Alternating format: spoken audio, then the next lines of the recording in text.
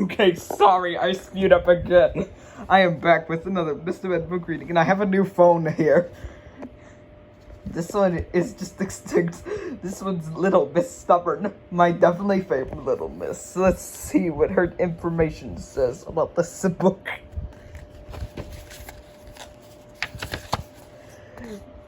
Little Miss Stubborn was, as you might imagine, extraordinarily stubborn.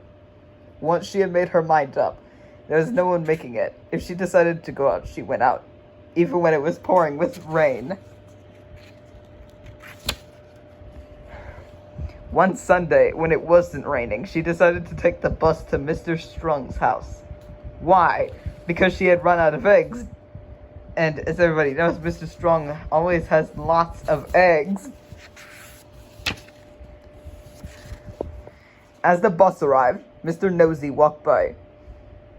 Being nosy, he couldn't help asking, "Where are you going, Little Miss Stubborn?" "To Mr. Strong's house," she said.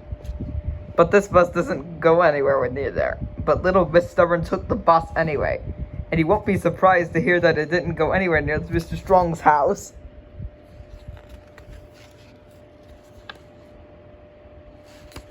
It went to Coldland, a country where it is so cold that everybody wears a coat all year round.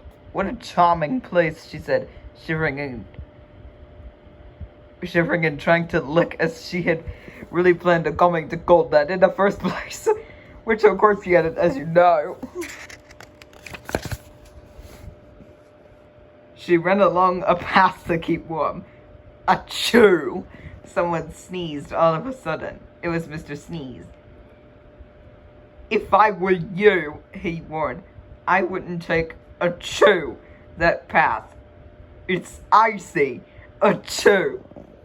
"I'll take it if I want to," snorted Little Miss Stubborn, and she followed the path. But can you guess what happened?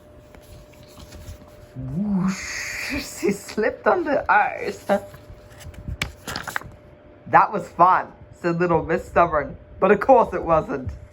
She came to a fork in the path. "I shall go this way," she said, taking the right-hand path. Why is she not stubborn? I think it's supposed to be some mean thing. "You are making a big mistake," said a word popping out of the head of the window. "This way isn't safe." "Don't be silly," cried Little Miss Stubborn, started off down the path. She should have listened to that worm. It's a big poo. Before she got very far, an avalanche of snowballs fell on top of her. "I would not die through that."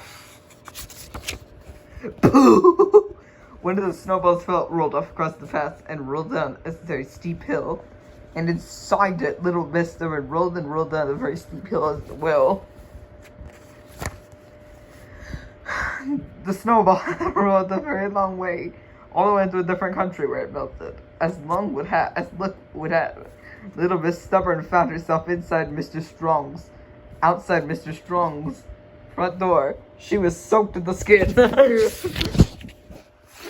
"My goodness, you're wet through," said Mr. Strong. "Quick, come in and dry yourself before you catch a cold." "I don't catch cold," said Little Miss Stubborn. "Anyways, I've come for some eggs. Out of my way." "That's no way to behave," said Mr. Strong. "Rubbish," snorted Little Miss Stubborn. "How do you know this is explosively rubbish?"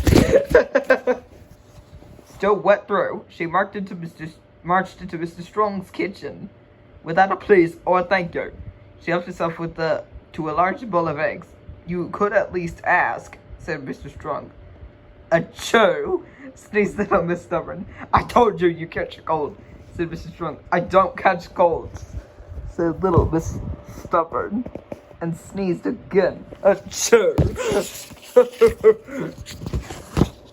She was so hungry by this time and then she made herself an enormous omelet.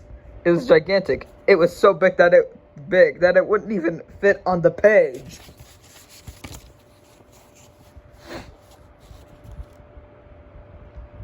Then she began to eat her enormous, gigantic omelet. And the more she ate, the more worried Mr. Strong became. "You make yourself ill," he said. "Fiddlesticks," snorted Little Miss Stubborn, and because who she was. She finished an enormous, gigantic omelet.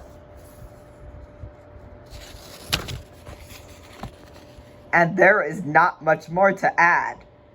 Other than now you know how extraordinarily stubborn little Miss Stubborn is. Stubborn to the very end.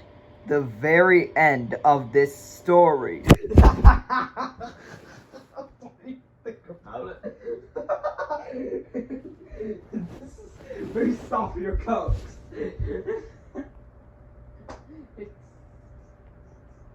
In the Mr. Man show, she would have been replaced with Mr. Stubborn.